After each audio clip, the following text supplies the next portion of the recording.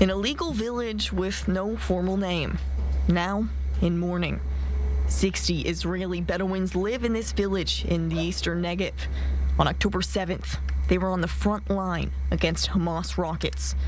Traces of the attack are still visible throughout the village.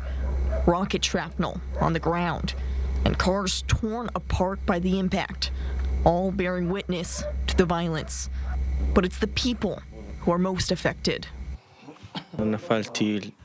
I have 4 cousins who died in front of my eyes. It's a disaster. A rocket fell on the village around 6:30 a.m.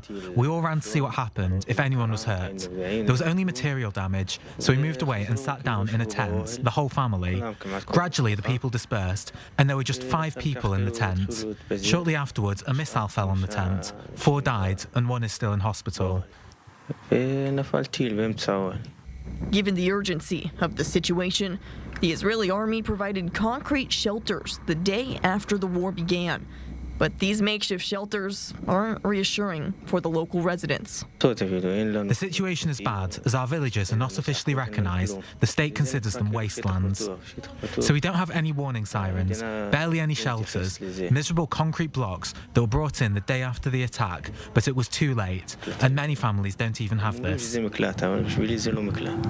Since the beginning of the war, the Bedouin community has suffered at least 19 deaths from Hamas. Some by rockets, others killed at point-blank range during the terrorist incursions of October 7th. A traumatic experience for the entire community. The majority of casualties in the Bedouin community occurred within 48 hours of the attack. We lost around 20 people. There were many wounded and 7 hostages. We were on the front line. Many of us live below the poverty line, and half of the people live outdoors. These people have no protection. People are traumatized. Nevertheless, the Bedouins are getting involved. Volunteer initiatives have been set up to help both the Bedouin community and the region's Jewish inhabitants. In Hura, east of Beersheba, an emergency council has been set up.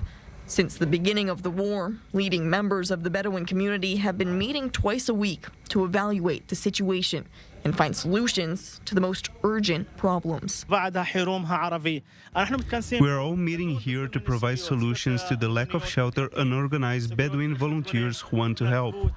What's more, over 60% of the Bedouin community is under the age of 18. So how can we continue to provide them with an education in wartime? We have to set up a remote education system, but half of the children live in unrecognized villages with no access to internet, so Zoom doesn't work. Initiatives that try to lighten the burden of war for populations still in shock.